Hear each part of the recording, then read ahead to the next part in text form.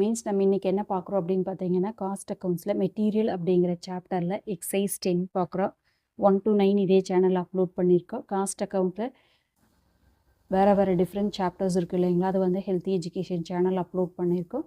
So இது வரைக்கும் healthy education சேனலில் காஸ்ட் அக்கௌண்ட்ஸ் அப்லோட் பண்ணிகிட்டு இருந்தோம். இப்போ வந்து செப்பரேட் சேனலாக ஓப்பன் பண்ணியிருக்கோம். ஸோ அங்கேயும் healthy education plus cost accounting academy இந்த 2 சேனலையும் பார்த்தீங்கன்னா காஸ்ட் அக்கௌண்ட்ஸோட சாப்டர்ஸ் உங்களுக்கு ஃபுல் வியூ கிடைக்கும். பார்க்கலாம் வாங்க. Find out the reorder level from the following. Maximum consumption of material 300. Minimum order reorder period வந்து 2 weeks. Maximum reorder period வந்து 4 weeks.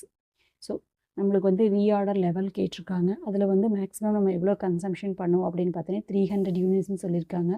மினிமம் ரீஆர்டர் பீரியட் வந்து 2 வீக்ஸ் தேவைப்படுது. மேக்ஸிமம் பீரியட் வந்து 4 weeks, 2 to 4 weeks கூட order place பண்ணணும்னு சொல்கிறாங்க. Maximum எவ்வளோ consumption ஆகுது அப்படின்னா 300 யூனிட்ஸ்னு சொல்லியிருக்காங்க. ஸோ இதை வச்சு ரீஆர்டர் லெவலுக்கான ஃபார்முலாஸ் இருந்துச்சு அப்படின்னா அந்த ஃபார்முலாவில் சப்ஸ்டியூட் பண்ணோம்னா ஆன்சர் வந்து ரொம்ப ஈஸி தான். இதை பொறுத்தளவுக்கு நம்மளுக்கு கண்டிப்பாக வந்து ஃபார்முலாஸ் தெரிஞ்சால் தான் போட முடியும். ஸோ ஃபார்முலாஸ் ஒரு 10 சம் போடும்போதே உங்களுக்கு ஆல்ரெடி ஆட்டோமேட்டிக்காக அது ரெஜிஸ்டர் ஆயிரும். எப்படி போடுறதுன்னு பார்க்கலாம் வாங்க. இப்போது எக்ஸைஸ் 10 பார்க்குறோம். மெட்டீரியலில் கேல்குலேஷன் ஆஃப் என்ன கேட்டிருக்காங்க, ரீஆர்டர் லெவல் அப்படின்னு கேட்டிருக்காங்க. இப்போ ரீஆர்டர் லெவலுக்கான ஃபார்முலா நீங்கள் maximum consumption into maximum reorder period இதை ஃபார்முலா.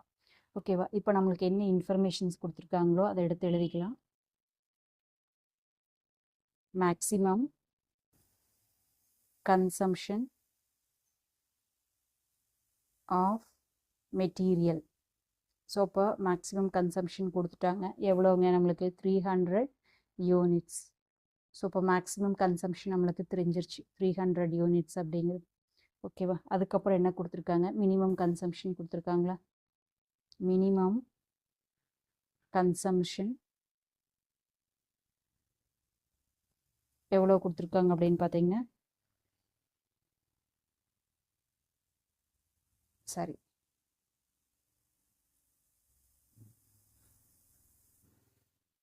மேக்ஸிமம் கன்சம்ஷனுக்கு அப்புறம் நெக்ஸ்ட் என்ன கேட்டிருக்காங்கன்னா கொடுத்துருக்காங்கன்னா மினிமம் ரீஆர்டர் பீரியட் 2 வீக்ஸ். ஓகேவா? அதுக்கப்புறம் மேக்ஸிமம் ரீஆர்டர் பீரியட் 4 வீக்ஸ். ஓகேவா? இப்போ ஃபார்முலாவில் நம்ம சப்ஸ்டியூட் பண்ணிடலாமா? ஸோ ஃபார்முலா என்னங்க, ரீஆர்டர் லெவல் ஈக்குவல் டு என்னங்க, மேக்ஸிமம் கன்சம்ஷன் அவங்களே கொடுத்துருக்காங்க. மேக்ஸிமம் கன்சம்ஷன் எவ்வளோங்க, 300 units into maximum reorder period. Maximum reorder period இதையும் எடுத்தால் போதுமா? என்ன வருதுங்க, 4. அப்போ என்ன வருதுங்க, 1200 யூனிட்ஸா, 1200 யூனிட்ஸ். அப்போது ரீஆர்டர் லெவல் எவ்வளோ பண்ணணும், ஆர்டர் பண்ணும்போது ஒவ்வொரு தடவையும் நம்ம என்ன பண்ணுங்க 1200 யூனிட்ஸ் வந்து ஆர்டர் ப்ளேஸ் பண்ணணும் அப்படிங்கிறத ஐடென்டிஃபை பண்ணிக்கிறோம். அவ்வளோதான். ஸோ இந்த வீடியோ உங்களுக்கு பிடிச்சது அப்படின்னா லைக் பண்ணுங்கள். உங்களோட ஃப்ரெண்ட்ஸ்க்கு யூஸ்ஃபுல்லாக இருக்குது அப்படின்னா ஷேர் பண்ணுங்கள். நீங்கள் இன்னும் சப்ஸ்கிரைப் பண்ணல அப்படின்னா நம்ம சேனலை சப்ஸ்கிரைப் பண்ணிக்கோங்க.